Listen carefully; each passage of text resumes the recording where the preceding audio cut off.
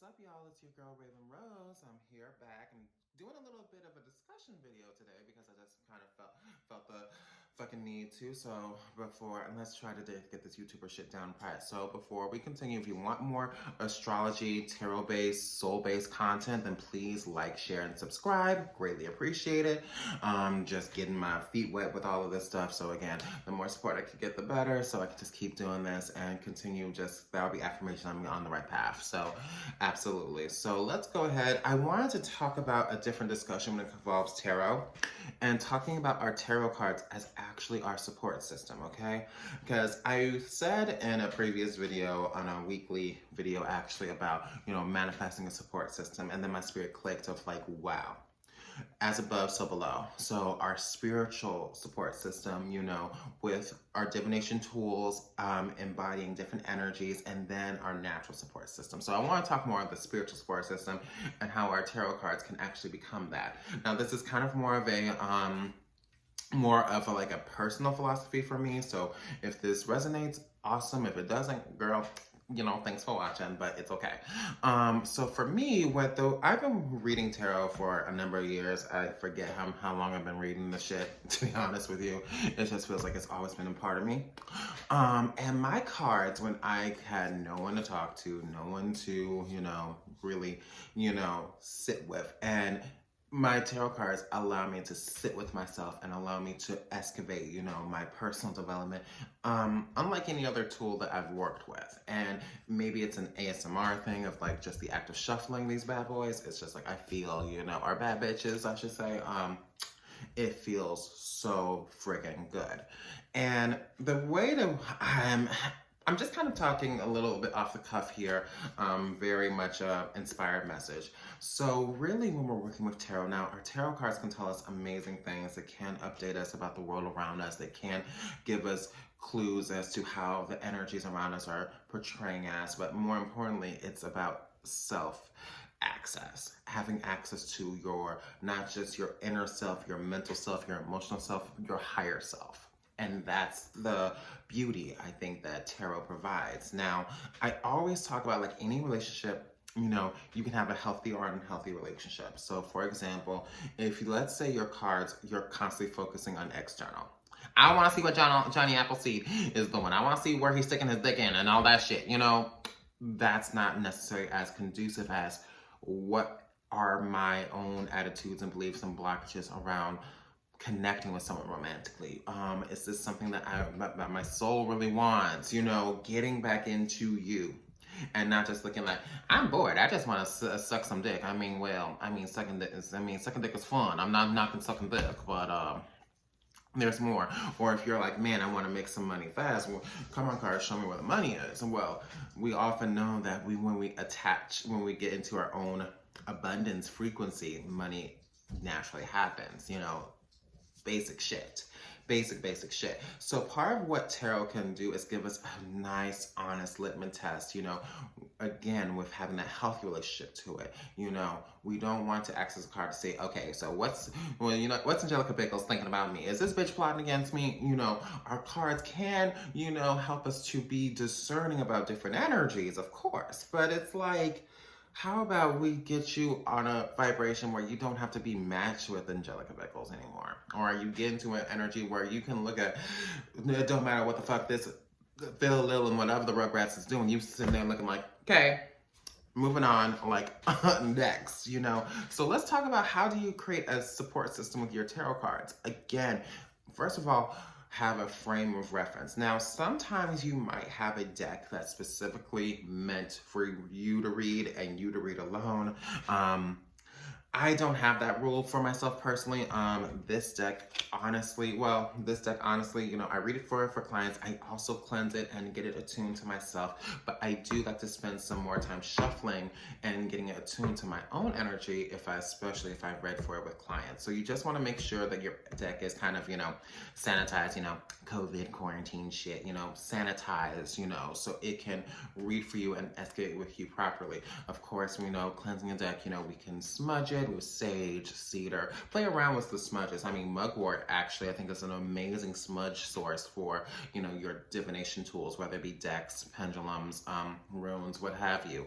And also amplifies the psychic energy and the psychic information. Selenite, which I'm looking at a piece on my altar, absolutely fantastic for cleansing your tools. So you want to make sure you either have a deck that's specifically attuned to you, or you're going to make sure you cleanse your deck on a regular basis. You can apply this to oracle cards. The only difference between tarot and oracle cards, tarot has a 78 card system, oracle cards have a freeform system. That's basically the difference. I can maybe talk more in depth about it in a video later if you so choose. You know, comment and let me know what kind of things you want me to talk about. And the thing is like when we're actually, you know, doing the self-exploration, you know, it's not a bad idea to have a journal. So you can actually start to write down the ideas and really absorb and get into it and really do the excavating process of like, okay, you know, the deck is kind of being your external friend right now to kind of help you cue more in, being your mirror, your trusted confidant right now. And yeah, just to kind of go with it there, like I said, the types of questions are very important. When you are, you know, seeking information about yourself, you know, you want to make it more about you and your energy, less about, you know, bitch at the job, less about motherfucker who not doing right, you know, less about, you know, the kids and all this shit. And it should be a you time experience. It really should. So questions about, you know, where's my motivation at? How am I properly motivating myself, or how am I disempowering myself? That's a big one. How do I better love myself? How do I seek my own self-worth instead of seeking external validation? Those types of questions, you know, you can be as open-ended as you want. And really, when you're doing the support system type of readings, being your own internal support system, you definitely want to have questions that are a little bit more open-ended. I don't think that yes or no questions really kind of cater to that. Like, am I motivated today? No. And it's like, well, why? We want to go into the surface. And so, and again, you're kind of like, I kind of think it's good to actually come up with your own list of, you know, questions. And if you're like, okay, like even like questions, like if you don't feel nothing, like why do I feel nothing? Why do I feel emotionally blocked? There's always a question, and our questions, think of our questions as keys, okay? We got to get the right key to get into the right door so we can figure out what the fuck is in there, okay? And we can start to unpack what's ever behind that door. So even if you're feeling like blarg, and even if you're like, you had a crazy dream and you're trying to figure out and interpret some of the things, you know, go into it. What is behind the symbolism of A, B, X, Y, Z, and using tarot symbolism to help you out here. Now, another thing about, you know, having a deck as a support system is to understand that the deck, now I have of the theory that your deck is also organic. It has organic energies inside, meaning like sometimes, this is just a broken way of saying things, the bitch wants to be bothered and sometimes she wants to be fucking unbothered, okay? So sometimes you do have to respect the boundaries between you and your deck. So sometimes your deck will respond in a certain way. Maybe the answer doesn't feel as clear because maybe you're not answering the right question, or maybe it's time to do something else. Let's say you're kind of going, you know, let's say the deck is just, you just feel kind of disconnected from it. Either you need to put it down and focus on something a little bit more, you know, like either whether it be meditation or some kind of activity or something you actually need to do. You know, my deck, for example, when I would do readings personally for myself about, you know, starting a YouTube channel, and I'd be like, what the fuck? And my deck would be like, you already know what to do. Nike, bitch, Nike. So my deck really kind of went cold on me until I actually performed the action, you know? And again, as a support system, your deck will hold you accountable to whatever it is that you're dealing with. Now, I'm a big believer that you can turn to your deck for whatever you need to, but again, it is about being mindful of a healthy relationship. If you have an unhealthy relationship with your deck, you're going to get unhealthy answers. If you do have respect and you have a healthy relationship with, you know, not just your tech, but with your ancestors and energies, because I have of the belief that, you know, these ancestor energies, the whatever, especially specifically ancestors, because of the folks who have walked and bred with us and done the whole life course thing. They're definitely with us, and I definitely believe that they're present with the deck. In fact, my major arcana, I like to call those the ancestor cards, actually. Maybe I'll make more of a video about that at a later date. But you want to make sure that you have a pretty healthy mindset, especially if you're empathic. One of the things you can ask your deck is, because you can ask your deck, am I experiencing someone else's emotion or am I experiencing my own? And you're like, Raven, how the fuck would I know what's mine and what's not in the deck? Well, let's say I'm an earth type energy. So if something belongs to me or an energy belongs to me, I'm going to look for an earth-based card that will tell me that it's me. Or I know also the major arcana cards that I personally resonate with, and if they are show up upright, reverse, whatever, I know it applies to me. Let's say if I'm seeing something that's a cups, then I know, okay, that's definitely not me, that's someone else's emotional energy. That's the way I designate it. You can create whatever designation that you would wish. And that's another thing about the support system. You pilot the deck the way you need it. So if your thing, like let's say you resonate with, you resonate with certain cards, right? And you know that it'll tell you, this is you, this is not you, okay? You can kind of create a method that way, whether it's by the suit. Like I said, if you're, let's say, a fire sign, then you get the wand suit, or any card that's heavy with fire imagery or fire energy, let's say the Emperor or something like that, then you know it belongs to you. You know the energy associated with it belongs to you. If it doesn't, and Lord, words. And then you can do it that way. If you want to, you can also just go in and just kind of see if it doesn't belong to you, or just ask, what belongs to me, what doesn't belong to me. You can just make the distinction that way with your spread. Do 3 cards of saying what is organically mine, and do 3 cards of like what's generally not mine and what I have to release. You can just do a spread like that. Just keep it very simple, just 3 cards, and just interpret it as you wish. Sometimes I do these kind of like looser spreads because I'm very much a stream of consciousness type of person, a stream of consciousness type of reader. So I don't like a whole lot of like specific positions. I kind of like to let the story unfold organically. That's just how I work. Funny, and I'm being a Virgo, and I'm not picky about which card is which. Whatever. I guess that's the other aspect of it, the Pisces energy that I'm channeling with when I'm reading. And then for some people, you might have to have a specific question for each spread. Is it mine? What is mine? How is it affecting me? How can I work with it? Start to be very curious about your questions here. And that will ensure that you have, again, a really, really great answer. Do it the way that you feel works best. Another thing about making your deck a support system is to really make sure that when you are with your deck, you're not channeling other people's concerns.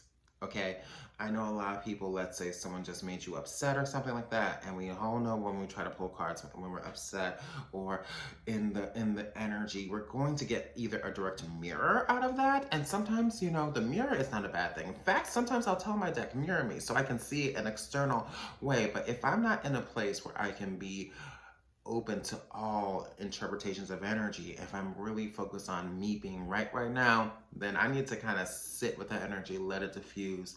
It may not be the healthiest time to go within the deck, because one of the things that we're going to tread lightly, there's a illumination and rumination are kind of weird, okay?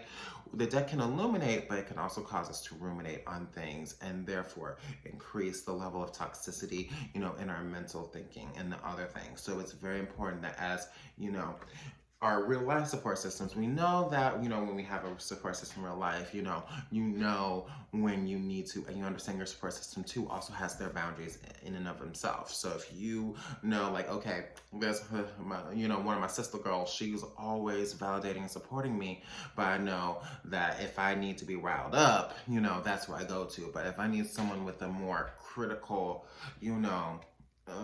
point of view, then I need to go to this person. Or if, let's say, I know I don't need the devil's advocate right now, I just want to be supported and validated and comforted, then I know what type of energy that I go with. And it also begins with self-honesty, because the thing is, y'all, if y'all are doing like self-readings and the shit's coming out wacky, you have to be critically honest with yourself and be critically honest with the outcomes, because I believe that we can pull for ourselves. We just have to be in a space where we can accept whatever comes out of that. And again, it's always about the right questions. It's always about the questions that are going to lead to the most value.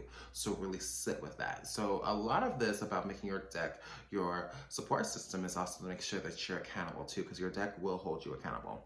These ancestors be snatching folks by the edges, okay? They be like, snatch. Okay, snatch game, okay. So it's very important that you work on that. Now, I find that if you're like, okay, like what type of deck should I use? Should I really use like for the deck you want? Whatever really personally resonates. Let's say, and again, if you're also you don't have to approach this like you're doing a reading for someone else. You can take your time and just thumb through the cards, get a feel.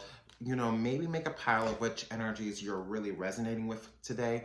And sometimes the energies that I resonate with are not always good or bad, okay? We're kind of taking the delineation of good or bad cards out of the equation. We're just going with what we naturally resonate with, because, the Capricorn, like, I call it the Capricorn card, but the Devil card I've been resonating with because it's about ambition, and I'm trying to really, and that's a good exercise, to go, what do you resonate with, what do you not resonate with, and journal about those cards. The Death card I definitely been resonating with because I've been trying to create changes. Another card I've been really resonating with is the Five of Swords. And it's like a weird card to resonate with, because you're like, I don't want to manifest this. I mean, look, the bitch is stabbed in the back. But why I'm resonating with it is because the swords represent the thing, to me, the swords represent the things that were said.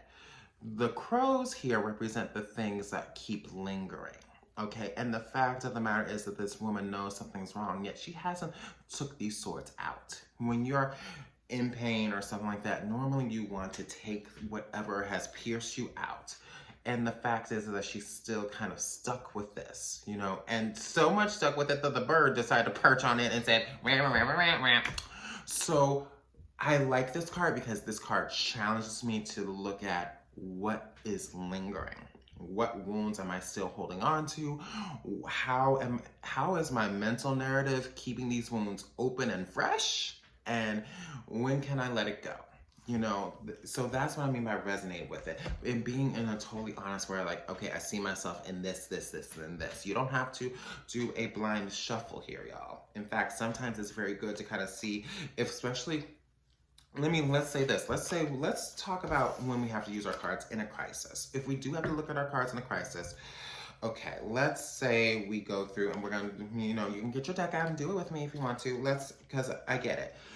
You just experienced something. Let's say, okay, you just experienced a crisis. We're going to say, you got into a fight with your mother, or that's a wound or sensitive. Let's start dealing with these paternal issues, y'all. Let's do it. So let's say you got into a fight with your mother, some things were said, and you feel, let's say the main narrative you feel at this point, you feel betrayed, okay? That might look like a Ten of Swords. And you might pull out the Ten of Swords. And so I'm looking for my Ten of Swords because that was the card that I just want to go. Because people be all like, I'm scared of the Ten of Swords. It's like, oh, girl, you don't need to be scared of it. It's about dealing with it. The whole point about this tool is that it gives us a framework so we can deal with some of our more raw type of emotions and energies, y'all. So don't be afraid if a quote-unquote negative card comes out, and thus this will make you a much more flexible kind of reader and teacher, I think, because we're all trying to each one teach one. We're all trying to share. So I can't find my Ten of Swords for whatever fucking reason. I'm gonna use a different one. I'm gonna use a different example then. I'm gonna use the card that really comes out to me. So y'all be doing this live. So let's say you got into, there's the Ten of Swords. Finally found it, had to take it up. Okay. So let's say we feel it and we're just like, okay, I feel the Ten of Swords. I feel like, And again, she's holding a flower. You know, what does this flower symbolize to you? It could be a situation like I tried to give my mom something, she didn't like it, and then she chewed me out. You never consider what I think or feel or whatever, and you start to sit with this energy, pull this card out. Identify what each of these 10 swords are. What were the 10 things that she said or done that is stabbing you right now? Because half the time, I promise you, you're probably not just triggered by the incident, it's bringing up a lot of things. So this 10 of swords is excess. So start to jot down and identify, you know, pull that one card. And then say, and then it's like, okay, you know, how else, you know, and start to pick other cards that make you resonate. Maybe you are feeling like a 5 of cups and feeling, you know, just, you know, alone and isolated and feeling like, you know, those, what's the word? Those supportive energies are very far from you, and you not really paying attention to the other forms of condolences that are there because you are really gunning for that. Now ask yourself something deeper. Why, you know, why is this expectation there? You know, of course she's my mom, she's supposed to, but then it's like, okay, well, how can we take some power back? You know, continue to pull cards and excavate. And let's say you want to say, you know, what you want to feel like. I want to feel like the Empress, or I want to feel like the 10 of Cups. I want to feel like the 3 of Cups, or I want to feel like the 10 of Pentacles. Now, I like the 10 of Pentacles because in my deck, and this is going to be very focused on the imagery on your card, but what I love about 10 of Pentacles is that she did it. She overcame. So this puts personal accountability back to me. This is my psychology and how I process shit with myself. I always look at a card with a singular. Now, let's say you do resonate with the Empress. Well, the Empress says, you know, you're going to embody those qualities, whether or not, regardless that your mother or the external person can get those qualities in, because at least she's teaching you what not to do, what not to be, and begin to work through your issues and delineations that way, just so you can get back to your soul. Because the thing is about the triggers is that we disconnect from our souls and disconnect from that all-knowingness. And while we should be able to work with it, have patience with ourselves, we want to bring our soul back into the integration, okay? And by acknowledging, again, this 10 of Swords, we're slowly, and again, pick cards as you feel. Like, this is one of those things where you can just do, like, again, very crisis. You're not trying to say, is my mom going to accept this apology? You're just working through the emotions. This is why you're looking at the cards, you're picking them out, like, how do I want this to work? And maybe let's say, okay, I want to reach this kind of position. Like, after you've done this and you picked up the cards, you're writing about what you're feeling, you're getting it all out, you're expressing the madness. You might look at your mom like, oh my God, she's the Queen of Wands. She only thinks about herself, da da da da da. You know, you're doing all of that. Now you can ask yourself some questions, you know, asking yourself, you know, is it healthy for me to have a relationship with my mom? Should I have distance? How should I communicate this message? You know, what kind of energy should I be carrying when I communicate with my mother next? Whatever, and again, making sure you're asking questions that are opening up the possibilities, asking questions that are going to get you to excavate and go deeper. And I will say this, tarot is not an excuse not to properly communicate. Just because, you know, your cards told you they weren't going to be accepted doesn't mean you accepted of you, doesn't mean you shouldn't try to communicate anyway. Because the cards might even tell you to nudge the communication just to kind of see where you can pinpoint things at. And so now you get the confirmation, you see that she's not responsive, they say, okay, that's your karma. Likewise, if you are in a situation where you know, like, the communication is just gonna make you worse, hold that boundary.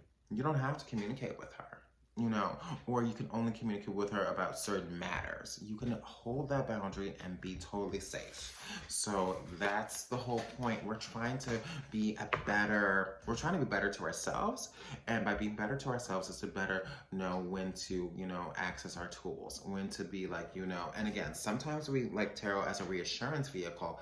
I think that you need to approach it more as a, you know, more as a digging style, because of course we want our bad situations to come to a close, and they will. You know, seasons change. We understand that. But now we have to understand, like, okay, since this energy is here, what am I going to do with this energy right the fuck now? What is this teaching me right the fuck now? You know, and just to be, you know, not just gentle, but to be assertive with ourselves, to push ourselves past those limitations that we have set. All right, so that was my little video, my little spiel. If you stayed this long, I'm proud of y'all.